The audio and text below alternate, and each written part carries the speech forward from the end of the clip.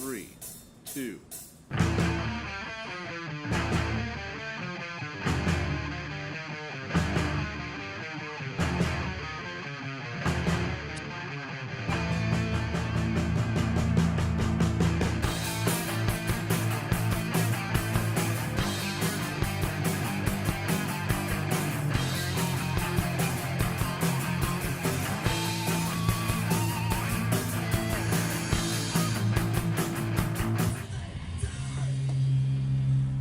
What up, bitches? Will back at you with another review today, and today we will be reviewing the Wotofo Profile Unity RTA. Now, I don't think I really need to give you any specs on this because they're obviously out there. This review is super late. Super late. But it's made by a collaboration between obviously Wotofo and Mr. Just Right One and TVC, the Vapor Chronicles, got involved with it too. So they all collabed on it. Yeah, I sound retarded right now, I'm sure. But it's a great RTA. Let's just cut the fucking middleman out. Let's get up in those guts.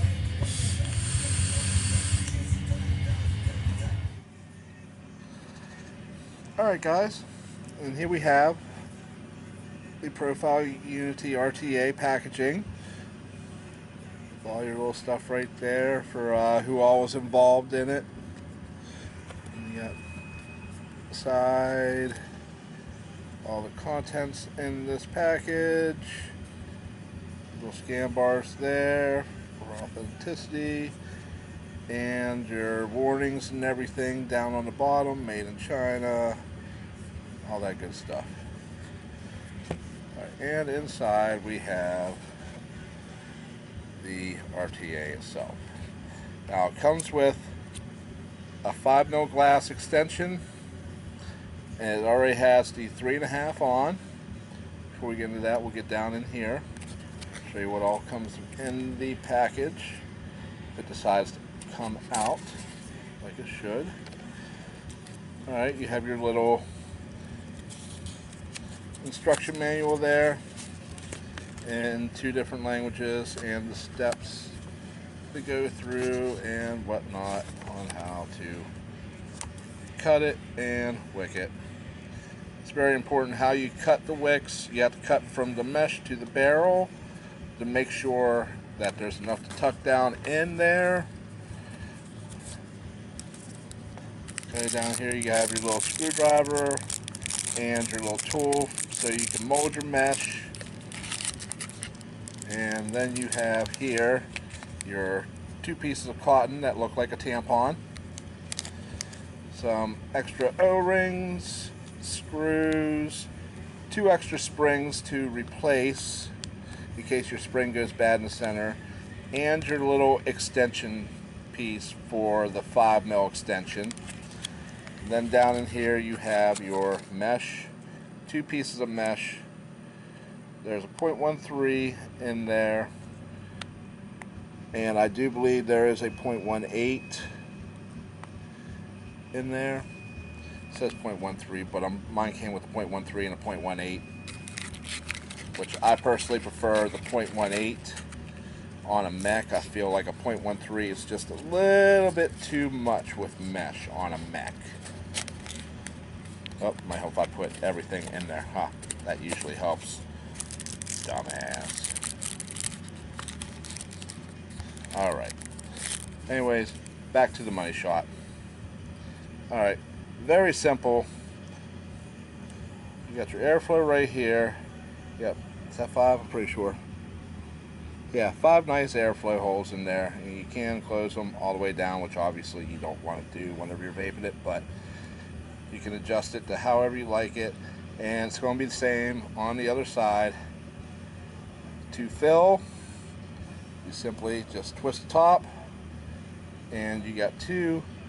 I like to see those holes just slightly bigger because they're kind of tough to get the chubby gorilla tips down in there, especially if they're a little bit bigger and you do tend to get a little bit of juice build up right there in that little well right there. But it is a 810 drip tip, so all your 810 drip tips are compatible. And then to get to the deck, come on, you sons of a bitch. The threads are a little bit tight, but you want them like that to make sure it seals up good. And whenever you unscrew it, you have to make sure that you find that spot. There it is. Because there's little spots right there and right there where the deck goes into place to screw it back in. Nice conical in there for the flavor and everything. You can see the airflow where it comes through, and I'm sure you've already seen the deck umpteen million times, but let's get a good look at the deck here. You got your Phillips screws on the sides, and your chambers where your cotton tucks down in is right down in here. Very nice. How terrible this. Right that way. There we go. That's what I'm trying to get to. Duh. Whenever you wick this, you're just going to tuck down at the bottom right into it. And once you get it down in there, you're going to want to fluff it out so it fills that whole chamber down in there.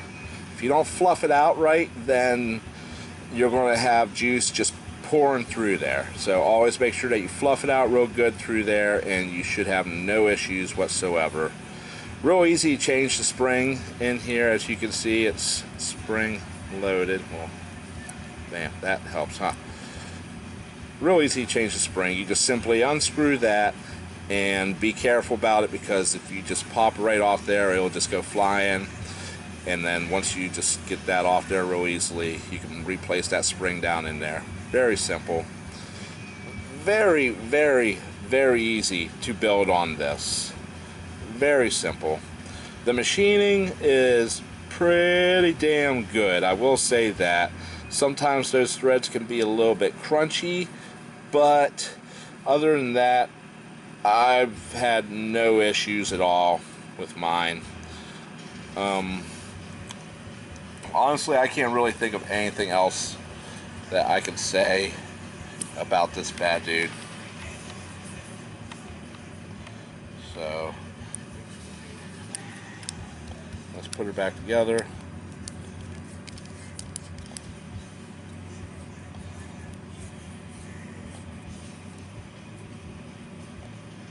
Yeah, and it comes with a real nice drip tip too.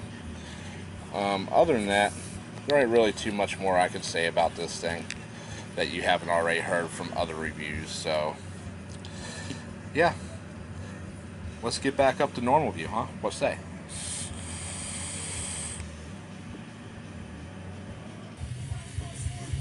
And we're back. So let's talk a little bit about this bad dude. Personally,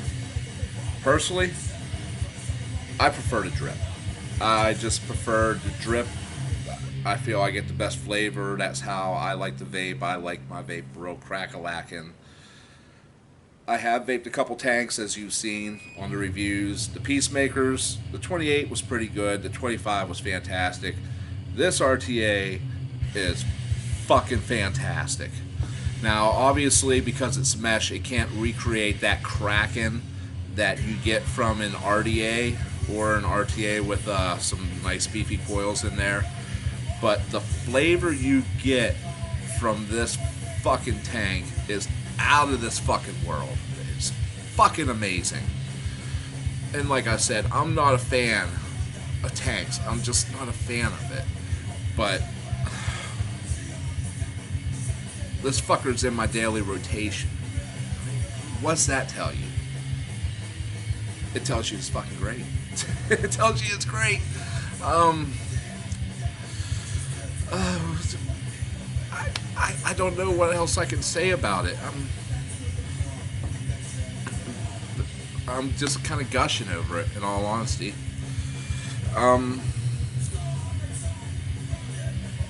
Pros. Let's get into the pros. You can, as long as the juice you're using or used before is not a what I call a cotton dominator, you could put another juice in here within, like, I'm gonna say 5 to 8 pulls.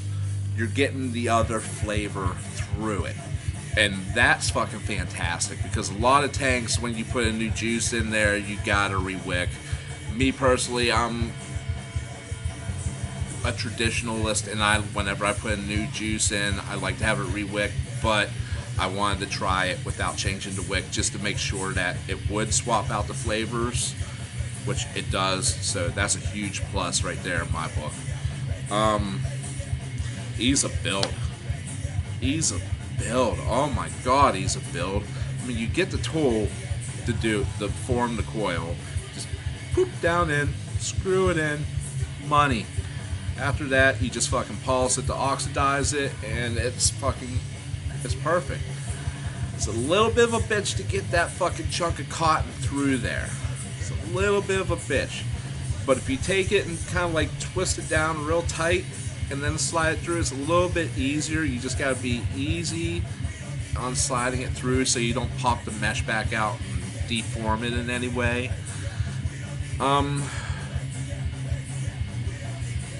Fucking flavor. Oh, the flavor. Great pros. Cons. You will get, at times, a little bit of juice buildup. As you can see, it's running out right there, up in the top where the mouthpiece is. Which now I need to clean my hand because I got juice all over me.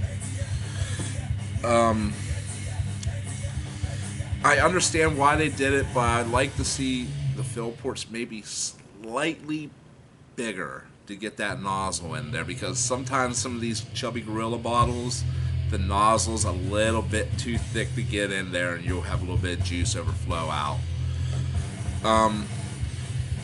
You got to make sure that you wick it right. If you don't wick this right, you will have either dry hits or just spitty oversaturation constantly, and it will flood out the air hole. So you gotta make sure you wick it right. I mean, that's more a subjective con because that's something that you're going to eventually learn how to do, but other than that, I can't find anything else wrong with this RTA. It's just fucking fantastic. So with that note,